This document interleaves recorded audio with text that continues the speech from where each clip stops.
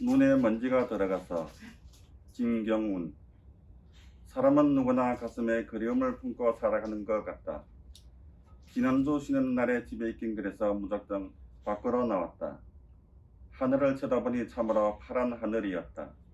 왠지 기분마저 상쾌해지는 것 같았다. 하지만 날씨가 다른 사람들한테는 햇볕은 반짝이는 것이 아닌 쨍쨍이어서 무지하게 더운 날이다. 하지만 나에게는 더할 날 없이 좋은 날씨다. 따뜻한 햇살과 그 사이로 선들선들 느껴지는 바람이 기분을 좋아지게 만드는 것 같다. 그래서인지 이런 날 문득 그 그리움이 몰려온다.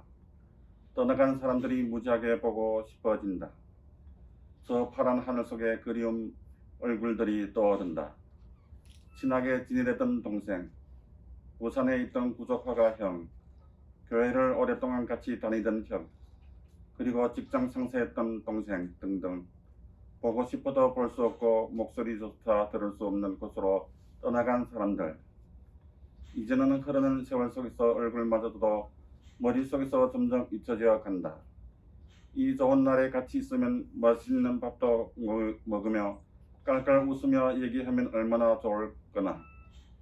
뭐가 그리 바쁘다고 그만한 시간들을 그냥 지나치며 살아왔는지, 결국 이 좋은 날에 혼자 남아서 지내고 있는지 쓸쓸함이 몰려온다.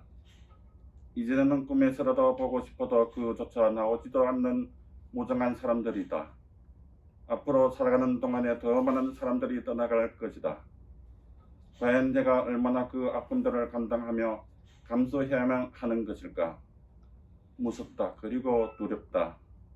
남겨진 나의 가슴에 상처가 되어 지워지지 않는 흉터로 남겨져 언제까지나 자리 잡고 있다. 하여튼 날씨는 참으로 좋다.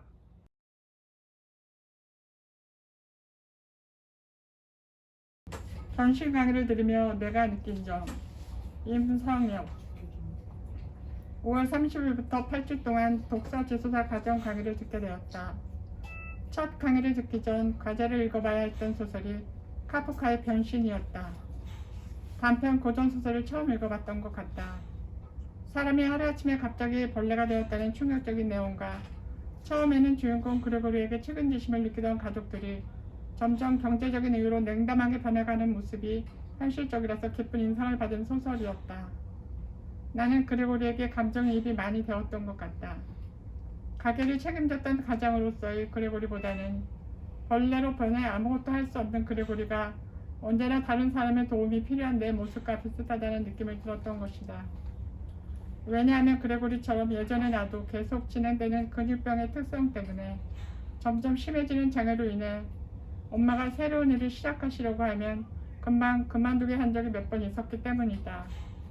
갑자기 몸이 아픈 건 내 잘못은 아니었지만 죄책감이 드는 건 어쩔 수가 없었다. 그때는 내가 사라지면 엄마가 일을 그만두지 않아도 될 텐데 라는 나쁜 마음을 품은 적도 있었다. 하지만 지금은 그레고리가 자신이 없어져야 할 존재를 여기면서 담담하게 그것을 받아들이고 색을 마감하는 반대로 살고 싶다는 생각이 더 크다. 농사에 큰 기여를 하는 작은 꾸벌들처럼 경제적인 부분이 아니더라도 세상에 기여할 수 있는 부분이 존재한다고 믿기 때문이다. 카프카의 변신에 대한 강의를 들으면서 아무것도 할 수 없는 상태가 되더라도 그 속에서 내가 할 수 있는 작은 가능성만 찾아도 인간은 살아갈 수 있구나라는 걸 생각해 볼 수 있었다. 독서는 생각해 볼 거리를 던져준다는 점에서 인생에서 아주 중요한 행위라는 걸 느낄 수 있었다.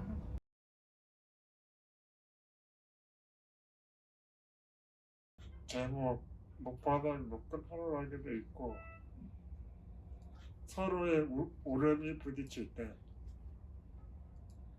글쎄니 기분이요.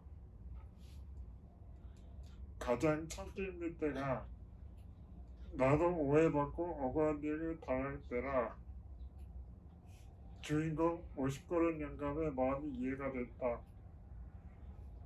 평소 신뢰를 받지 못하고 살아온 건 아쉬운 부분이지만 그런 사람이라도 진짜 한 번만큼은 잘못을 저지른 게 아니라면 요즘 인터넷상에서도 댓글로 인해 마녀 사냥 조리돌림을 당해서 스스로 목숨을 끊는 안타까운 일들이 벌어지고 있지 않은가. 세상법으로 무죄추정의 원칙이라고 해서 아무리 큰 죄를 졌다고 의심돼도 변호사도 선임해주고 항변의 기회를 주고 있다. 하지만 많은 사람들이 손가락질하며 가차없이 비난과 공격을 해온다면 죽어도 죽음을 생각할 정도로 견디기 힘들 것이다. 난 내가 바르고 옳은 사회라고 강하게 여겼던 적이 있었다. 내 판단에서 아닌 건 아닌 거고 벗어나는 건 용납하지 못했다. 나이가 들어가고 기억의 오류로 몇 번의 실수를 하면서 고개를 숙이게 됐다. 그럴 수도 있지. 저 사람이 저렇게 할 때는 그만한 이유가 있을지도 몰라. 한 걸음 뒤로 물러서 한템포 쉬어가며 생각하게 되었다. 어린아이에게도 배려점이 있다는 말을 좋아하고 공감한다. 멋진 사고를 갖고 있으면 더 이상 개선의 여지가 없어진다. 연민 마음이어야 중요한 이야기가 되게 오고 타성에 젖지 않도록 사람들까지 마음을 갈고 닦아야만 한다고 살아갈수록 느끼게 된다. 독서지도서 과정을 수강하면서 문학작품을 통해 인간의 연약함을 들여다보고 미처 몰랐던 내 안의 모습을 돌아보고 생각하는 시간을 가질 수 있어서 감사하다.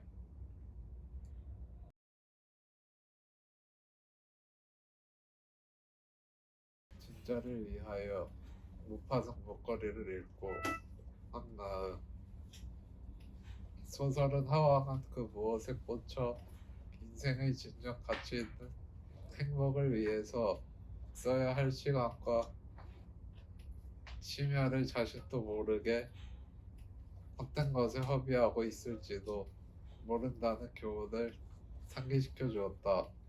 주인공 마틸드는 가짜 목걸이인 줄도 모르고 10년의 세월을 고생으로 허비했으나 그래도 뒤늦게라도 깨달았다면 다행스러운 것이다. 요즘 사람들은 무엇을 실추하거나 생각의 늪에 빠져 봐야 할 다른 면들을 보지 못하면 꽂혔다는 말로 잘 표현한다. 각각 뉴스에 보면 필요 이상으로 좋은 집에 좋은 차 등 남들이 부러워하는 것들에 꽂혀 무리하게 주식, 코인 같은 것을 해서 인생 한 방을 노리다가 빚더미에 놀려 자살까지 하는 비극적인 사례가 일어나는 것도 어찌 보면 주인공의 전철을 밟고 있다는 생각이 든다. 강의를 들으면 사람은 화염과 같은 잘못된 생각에 취하면 인생 전체가 아니라 인생 엉덩이만 바라보고 있을지도 모른다는 강사님의 말씀이 마음에 공명을 울렸다. 화욕이 아니라도 다른 무엇에 잘못 꽂히면 인생을 통째로 헛속으로 날리고 억울해할 수도 있다는 교훈과 진정 가치 있는 삶에 대하여 깊게 성찰과 자각을 해보게 되었다.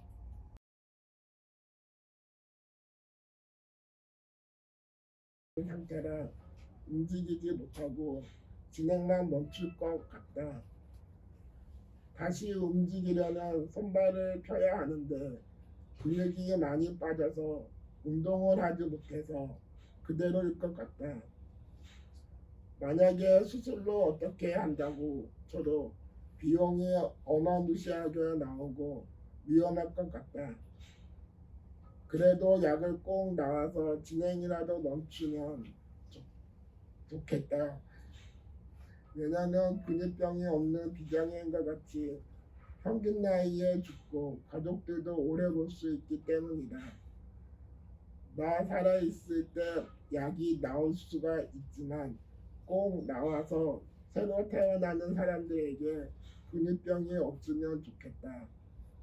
꼭 연구가 성공해서 고칠 수 있는 약이 나오고 돈이 없는 사람들도 지원받아서 약을 먹는 세상을 보고 싶다.